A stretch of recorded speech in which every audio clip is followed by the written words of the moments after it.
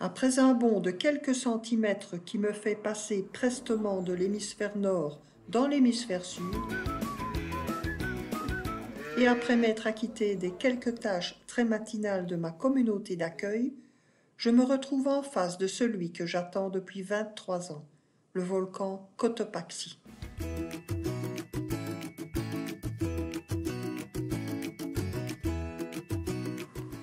Le Cotopaxi culmine à 5897 mètres d'altitude.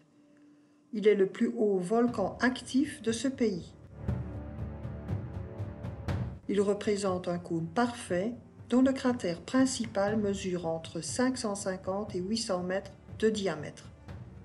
Son éruption la plus importante date de 1877.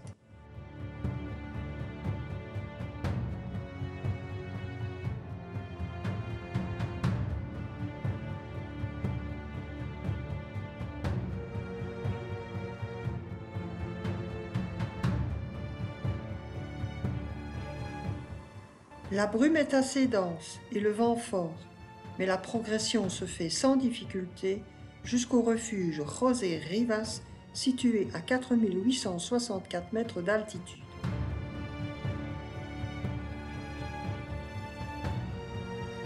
La récompense suprême, bien sûr, c'est la descente, au pas de course, dans la scorie.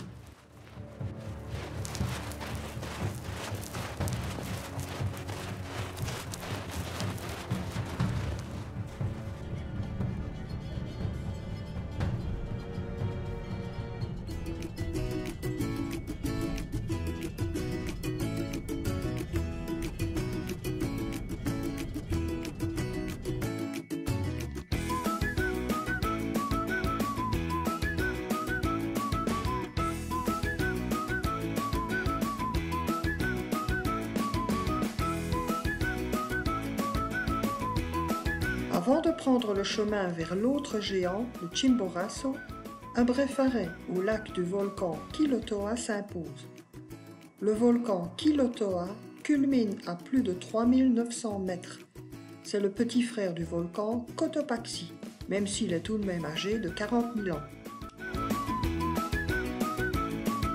Chimbo, que significa trenza o chimba, como le conocen los indígenas.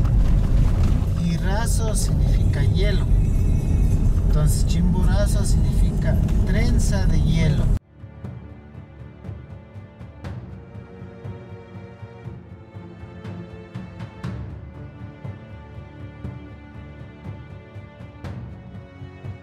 Le Chimborazo peut être défini comme le plus haut sommet du monde, dans le cas particulier où on le considère comme le sommet le plus éloigné du centre de la Terre.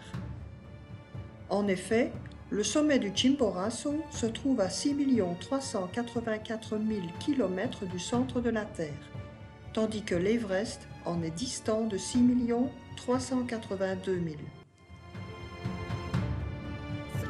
Kita mikariwai na sulu mapi manatak rikuri pancu manatak tari pani chunyukapak benadita tanyukapak tarugita tayaurasi.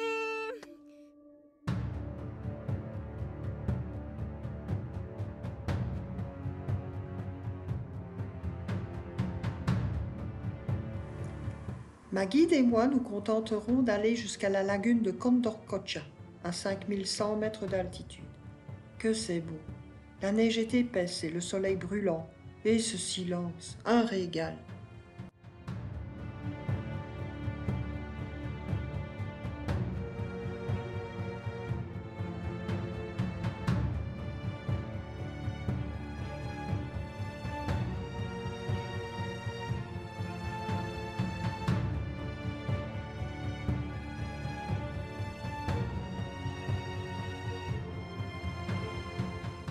C'est bien sûr un grand regret que je quitte cet endroit magique, totalement isolé. Prochaine étape, Guamote et son marché au bétail. Rendez-vous dans la 3e vidéo.